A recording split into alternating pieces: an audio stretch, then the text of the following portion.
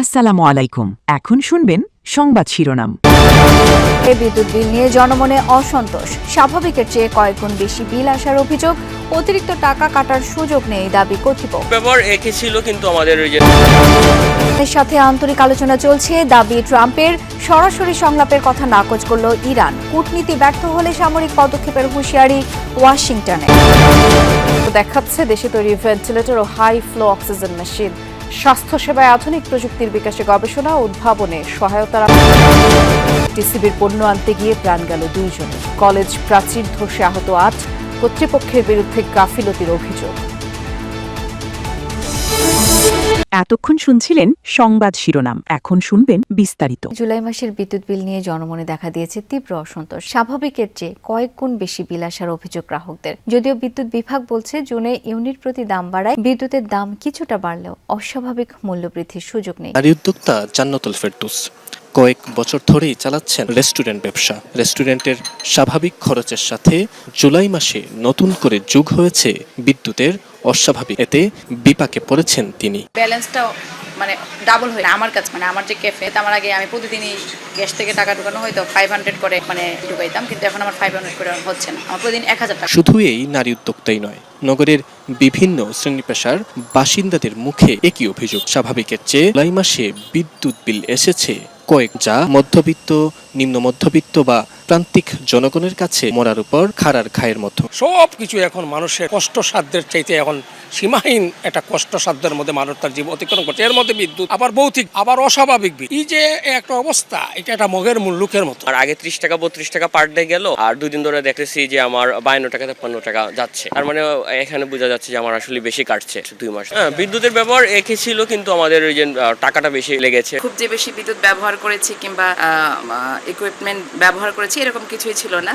আমার স্বাভাবিক যে জীবনযাত্রা সেটি আমি করেছি, কিন্তু আমাকে বিল দিতে হয়েছে গত মাসের থেকে এ মাসে প্রায় ডাবলের কাছাকাছি। সব অভিযোগের বিষয়ে জানতে চাইলে বিদ্যুৎ বিভাগ জানায় অতিরিক্ত টাকা কাটার সুযোগ নেই, তবে কোনো গ্রাহকের মিটারে যান্ত্রিক ত্রুটি দেখা দিলে বিদ্যুৎ বিভাগ ব্যবস্থা গ্রহণ করবে। প্রিপেড মিটার এই কোনো অবস্থাতেই বাড়ার কোনো সুযোগ নেই। আমাদের যদি কারো কোনো বিল নিয়ে আপত্তি থাকে, আমাদের সংশ্লিষ্ট অফিসে যোগাযোগ করলে তারা চেক করে আপনাকে ইনশিওর করবে। আমরা কারো অন্যায়ভাবে কোনো বিল করতে চাই না। অস্বাভাবিক বিদ্যুৎ বিল সুরাহার পাশাপাশি সরকারের প্রতিশ্রুতি মতো ডিমান্ড চার্জ, মিটার চার্জ প্রত্যাহারের দাবি গ্রাহকদের। যান্ত্রিক ত্রুটি দেখা দিলে বিদ্যুৎ বিভাগ আলোচনায় নিয়ে উল্টো কথা বলছে যুক্তরাষ্ট্র ও ইরান। মার্কিন প্রেসিডেন্ট ডোনাল্ড ট্রাম্পের দাবি ইরানের সাথে আন্তরিক সংলাপ চলছে, চুক্তির অনুরোধ জানিয়েছে তেহরান। ট্রাম্পের কথা উড়িয়ে দিয়ে তেহরানের দাবি মধ্যস্থতাকারীদের মাধ্যমে বার্তা আদান প্রদান হলেও সরাসরি কোনো আলোচনা চলছে না দুপক্ষের মধ্যে। যুক্তরাষ্ট্র যুদ্ধক্ষেত্র থেকে পালানোর পথ খুঁজছে, এমন মন্তব্য করেছেন ইরানের পররাষ্ট্র মন্ত্রণালয়ের মুখপাত্র ইসমাইল বাঘ। গেল 2-3 দিনে ডোনাল্ড ট্রাম্পের নির্দেশে ইরানে অভিযান স্থগিতের বিষয়ে নানা ব্যাখ্যা দিয়েছে যুক্তরাষ্ট্র।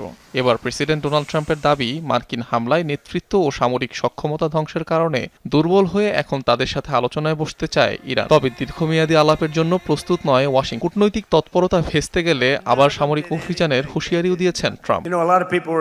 আমরা তাদের নৌ ও বিমান বাহিনীকে ধ্বংস করেছি, নেতৃত্বকে ধ্বংস করেছি, আকাশ প্রতিরক্ষা ব্যবস্থা, ড্রোন ও মিসাইল তৈরির সক্ষমতাও ধ্বংস করেছি। এখন তারা আমাদের সাথে চুক্তির কথা বলছে, কিন্তু যদি চাপ না দিতাম কোনো আলোচনা হতো না। কিভাবে তাদের আচরণ বদলেছে দেখছি। এই মুহূর্তে খুব আন্তরিক আলোচনা চলছে। ট্রাম্পের দাবি উড়িয়ে দিয়েছে ইরান। দেশটির পররাষ্ট্র মন্ত্রণালয়ের মুখপাত্র ইসমাইল বাঘির দাবি যুদ্ধের সমাপ্তি কিভাবে হবে তা নির্ধারণ করবে তেহরান, ওয়াশিংটন নয়। যুক্তরাষ্ট্র 5 মাস ধরে জটিল ফাঁদে আটকা পড়ে আছে এমন মন্তব্য করেন তিনি। যতদিন প্রয়োজন প্রতিরোধ চালিয়ে যাওয়ার কথাও বলেন। কোনো চুক্তি একতরফা কার্যকর হয় না, তাই ইরানও এর অঙ্গীকার পূরণ বন্ধ রেখেছে। যদি সময় ঠিকঠাক হয় তখন ভাববো কি করব। একটি বিষয় নিশ্চিত, ইরান কখনোই জাতীয় স্বার্থ ও মৌলিক নিরাপত্তা ইস্যুতে আপোষ করবে না। শুরুতে তারা ভেবেছিল সহজেই ধ্বংস করে দেবে ইরানকে, আত্মসমর্পণ করাবে। 5 মাস পর বুঝতে পারছে নিজেদেরই তৈরি ফাঁদে পড়েছেন তারা। টানা 4 দিন ধরে শান্ত মধ্যপ্রাচ্য।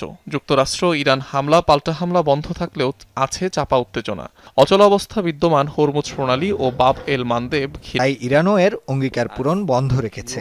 যদি সময় ঠিকঠাক হয় তখন ভাববো। এক স্মৃতি প্রশ্নচিহ্ন হয়ে দাঁড়িয়ে আছে। 31 জানুয়ারি জামালপুর জেনারেল কৃত্রিম শ্বাস প্রশ্বাস যন্ত্রের চড়া দাম আর জটিল পরিচালন ব্যবস্থার কারণে প্রান্তিক এলাকার মানুষের কাছে এর সেবা অনেকটাই দুঃসাধ্য। তবে আশার খবর দিচ্ছেন দেশের একদল গবেষক। গ্রামীণ স্বাস্থ্য কেন্দ্রগুলোর সামর্থ্য পরিবেশ বিবেচনা করে বিশেষ এই যন্ত্র তৈরি করেছেন। দেশীয় এমন উদ্ভাবকদের পাশে দাঁড়ানোর ঘোষণা দিয়েছেন প্রধানমন্ত্রী তারেক রহমান। এছাড়া দেশে কেন্দ্রীয়ভাবে প্রতিষ্ঠিত হতে যাচ্ছে সিনথেটিক ল্যাব। দেশের স্বাস্থ্য খাতে নতুন এক আশার আলো ছড়াচ্ছে দেশীয় প্রযুক্তিতে তৈরি সাশ্রয়ী ভেন্টিলেটর ভেন্টাস।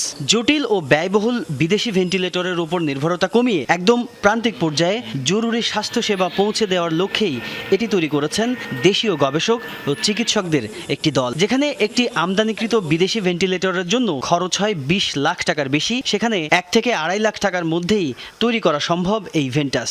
সাধারণ কোনো প্রশিক্ষণ ছাড়াই গ্রামের স্বাস্থ্যকর্মীরা কেবল বোতাম টিপেই এটি দিয়ে রোগীকে অক্সিজেন দিতে পারবেন। বিদেশি ভেন্টিলেটরের মধ্যে অনেকগুলো মোড থাকে যেটা ওই দেশের স্পেসিফিক। যেমন ওই দেশে মোটর নিউরন ডিজিজ খুব কমন, আমার দেশে একটা পেশেন্ট আপনি তেমন পাবেন, কম পেশেন্ট পাবেন। ডিজিজ স্পেসিফিক মোডের চেয়েও আমার এমন একটা মোড তৈরি করা হচ্ছে যেখানে বাল্ক অফ পিপলকে আমি একসাথে নিয়ে আসতে পারবো, অর্থাৎ অনেক জনগণ একসাথে আমি কভার দিতে পারবো। তো সেই ক্ষেত্রে আসলে এই ভেন্টিলেটর স্পন্দন, ভেন্টাস, এখন ভেন্টাস 1, সামনে হয়তো ভেন্টাস 2 আসবে, পরে ভেন্টাস 3, এইভাবে আস্তে আস্তে স্তরে স্তরে আগানো। দেশীয় এই যুগান্তকারী উদ্ভাবন নজর কেড়েছে সরকারেরও।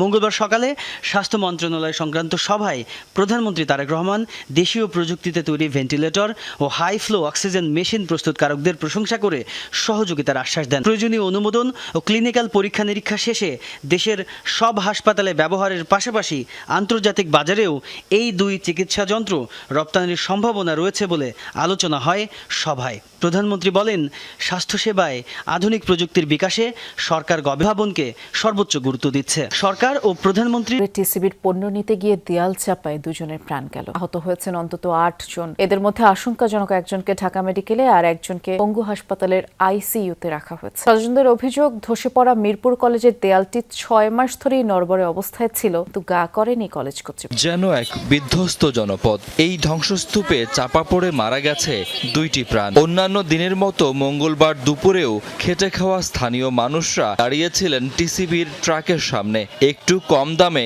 খাবার কিনতে।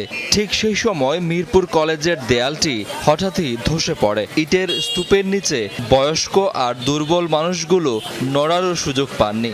স্থানীয় লোকজন ও ফায়ার সার্ভিস 10 হতভাগ্যকে উদ্ধার করে হাসপাতালে পাঠানোর পর 2 জনকে মৃত ঘোষণা করেন চিকিৎসক। মানে একদম ফাটল ধরে বাঁকা হয়ে আছে, স্কুল কমিটি এরা গুরুত্ব দেয় নাই। কলেজ কর্তৃপক্ষের এই খেয়ালিপনার কারণে আজকে এই একজন মানুষের মৃত্যু হয়েছে। আমরা পানি কিনতেছি, এর ভিতরে দেখি সব ভেঙে পড়ছে। নিহত নাসিমার স্বজনদের আহাজারিতে ভারী হাসপাতাল। মাত্রই 40-এ এমন মর্মান্তিক বিদায়ে শোকাহত পরিবারের সদস্যরা। কর্তৃপক্ষের অবহেলায়